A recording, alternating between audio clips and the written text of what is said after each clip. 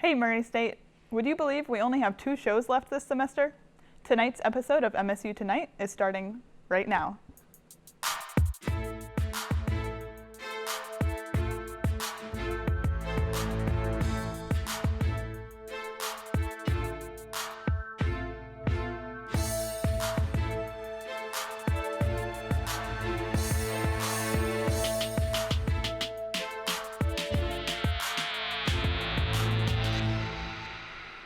Welcome to MSU Tonight. I'm Rita Hempel. Later on, we'll talk with Joe Frederick about the MSU Rodeo and their upcoming event. We also have a special surprise for you at the end of the night. Right now, let's kick off this show with some hot topics. This weekend, the theater department is putting on a show called Art. They will be doing it in the Black Box Room in Wilson Hall, which will give the audience a more intimate experience being up close with the actors. Showtimes are 7:30 p.m. on Thursday, Friday, and Saturday, and a 2:30 p.m. matinee on Sunday. Now we have Jacqueline Wren checking in on a previous MSU Tonight guest. MSU Tonight has had many interesting people on the show. As I was looking back on past episodes, a certain individual caught my eye. My name is Dustin, and I'm addicted to eating mayonnaise. It was the self-proclaimed Mayo Man. I was curious how his story ended, so I decided to pay the Wilcox residents a visit. I am a born-again Christian. I have replaced the taste of mayonnaise in my mouth with that of the blood of Christ. It's much more delicious. I spend a lot less time eating mayonnaise and a lot more time on my knees, if you know what I'm saying. Yeah, I pray to my Lord and Savior Jesus Christ most hours of the day. I flush that toxic mayonnaise out of my life and replaced it with a number of worship opportunities, including this weekly event at the Episcopal Campus Ministry. I would like to see you there Wednesdays from 11 to 12:30 for our lunch. Dustin's roommate Isaac had input on his newfound religion. I think Dustin's Christian faith is a little extreme, but at least he's not dead. I wasn't fully convinced Dustin had kicked the habit, so I had Isaac put him to the test. You want some mayonnaise? No, I don't do that anymore, bud. Stay away. Okay. Before I left, I caught an unfortunate moment on camera. Dustin relapsed. Hopefully, Dustin will beat his addiction. With MSU Tonight, I'm Jacqueline Wren. There is a new place in the Waterfield Library that has the campus buzzing. Makerspace is an area for students to teach themselves how to operate advanced technology. The equipment is free to use for faculty, staff, and students. Makerspace offers 3D modeling, game development, video editing, sound production, and plenty more. You can locate Makerspace in the lower section of Waterfield Library. It's available Monday through Friday from 8 in the morning to 4:30 in the afternoon. I cannot wait to experience the software available. Get ready for some video game news. Earlier this year, new Pokemon Snap released just in time for the pandemic. And last year, we saw a new generation of Pokemon with Sword and Shield. And today, we have some very exciting news. This Friday, Nintendo is bringing back the Sinnoh region with their yearly Pokemon release, Brilliant Diamond and Shining Pearl. Pokemon's been my favorite thing since I was a kid. I collected all the cards and played all the games, and Diamond and Pearl was my favorite by far. I'm super excited for it to be remade and come out this Wednesday. I'm definitely picking it up. We are very excited, and we'll be picking up a few copies ourselves. Next up is Crystal giving insight about the game Genshin Impact. Hello gamers! Today I would like to introduce you to, if you haven't already, Genshin Impact. Genshin Impact is an open world game that's full of adventure. You could solo play Genshin Impact or gain help from friends in co-op mode. There are some battles, like Dvalin the Dragon, where you cannot fight in co-op. Still, I love this game. The part I love about this game is the storyline. It begins with a memory of 2 twin siblings fighting together against a strong opponent. Suddenly, one is whisked away. You choose to play Aether, the brother, or Lumine, the sister. When the game officially begins, it is 500 years later. The main character, aka MC for short, is the sibling that was discarded and is suffering from memory loss. MC receives a helper who is named Paimon. They are often referred to as emergency food. Realistically, Paimon is our trustworthy comrade who guides us through the game to help find the missing sibling. Personally, I love Genshin Impact, as I mentioned, for the storyline, but not just that. Genshin Impact has outstanding graphics, the voice actors bring the characters and the story itself to life, the community is fun and lively, and literally just all of the above. Everything about Genshin is something I adore. Genshin Impact has an endless amount of enemies to defeat, characters to play, land to explore, and activities to partake in. Honestly, there's so much to do that I hardly can make the time for it, but I digress. My opinion is only one of many. That is why I decided to ask one of my closest friends on the game to share their perspective.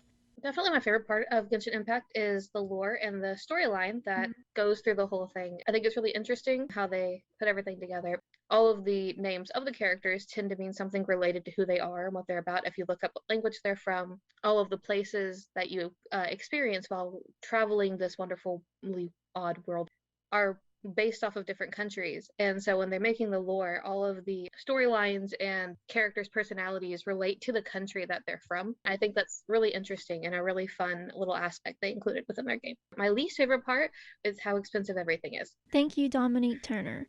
I, and I'm sure she as well, are both looking forward to the future that Genshin Impact has installed for us players. Yes. I'm excited for the new feature that they're giving with the net, and you can, after you get through the event, and you can have the net and you can catch foxes to put in your home. That's all I want. I want a fox. Let the show begin. That will wrap up Hot Topics. When we come back, Joe will be with us to talk about the rodeo. Stay tuned for more MSU Tonight after the break. Welcome back to MSU Tonight. We're here with Joe Frederick. Welcome to the show. Thank you very much. So you're with the MSU Rodeo. Yes, right? I am. Yeah, we're on campus. We're one of the teams here. A lot of people don't know right off the bat because we're a little bit off campus, the main campus, but we're just up the road. So we have a pretty big team. We're growing every year, and we're one of the integral parts of the sports community here on campus. Cool. So what kind of events do you do? So I'm a bulldogger. Rodeo is one of these cool sports where, in a way, it's really hard to get into, but it's also an everyman sport. I walked onto the team my second year here in college, and it took me several years to be able to get to the point that I am, but I started actually competing and bulldogging about 3 months ago. So we ride a horse up to a cow and jump off, and it essentially comes from where branding came from back in the day. So we go back and we do the old style of holding a cow down, and it's a timed event. So we try to do our best to go as quickly as we can against everybody else, and that's pretty much everything we do there.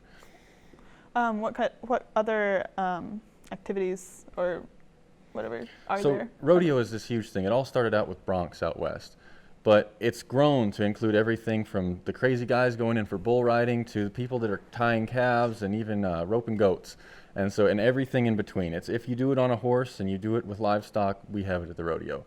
Cool. So how did you get into it, I guess? And what? I'd have to say, like, as a little kid, probably 3 or 4 years old, I was that kid that had the cowboy hat, that had the stick horse, but I didn't grow up in one of those rodeo families. So it was really hard, but it took years and years, and I got to college, and some people get a cat or whatever. I bought 2 horses. So I've got Larry and Captain, my horses, and there's nothing better than being able to go out and have that bond with your animal. And I guess it just drew me in, and once you get started, it seems like there's nothing else you can do. Cool. I know you do music. Do you do that with the rodeo, or is that separate? I honestly started as more of a music cowboy than a real cowboy. So I've only been doing rodeo for about a year, but I've been playing music since I was about 3 years old. So my mom taught me how to play when I was just a little kid, and I've been playing all around. I've played with the Grascals. I got to open up for Charlie Daniels and done some really cool stuff, but rodeo just called to me, and I've been doing that a lot recently. Cool. All right. There's an event coming up this Thursday, right? The Racer Roundup? Can you tell us a bit about Saturday. that? Yeah, Thursday through Saturday we have the Racer Roundup. It's pretty much the oldest and biggest rodeo in this region. We'll have schools from everywhere around coming in. The schools that we compete against all year are all coming here, and so we're defending our home territory, and it's elimination rounds. So Thursday night, if everybody wants to come, we have free tickets if you have canned food, but we'll start out. I'll be going on Thursday night, and it's elimination rounds. So it's Thursday and Friday is elimination. Saturday is the best of the best competing for that top spot. So it should be a really, really good show. Wow, yeah. And what time did you say that was? Starts every night at 7. 7. Mhm. Okay. Awesome. Is there anything else you wanted to tell us about it? Well, I say if you have an inkling to come out, it's a really hard sport to get started in, but it's very worth it. If you have just any ability to get around those horses, to get around that, it is one of the most fulfilling things you can do. Okay. I'm curious, how big is the team? So, I'm bad with numbers, but we have a really large team. Our biggest thing is going to be barrel racing. So we have a lot of girls on the team that do barrel racing, and then your next biggest is going to be goat tying. And then you get down to the timed events, like there's only 3 of us bulldoggers this year, and there's just a couple bull riders. But as you get into the really rough events, the events that really beat you up, it seems like there's a little bit of a fall off there. But everybody in the team is really extreme athletes, and it's a really good time to watch. Cool. Well, I might just have to come out Thursday night. Hopefully. All right. Well, it is time for another break. When we return, we'll leave you with a musical performance by Joe. Stay tuned. Welcome back to MSU Tonight. We will not be having a show next week due to Thanksgiving break, but we will be back for our final show of the semester on November 30th. Be sure to tune in to MSU Tonight at 5 on MSU TV 11 or on our YouTube channel at the URL below. Right now, we'll leave you with music from Joe Frederick. See you in a couple weeks.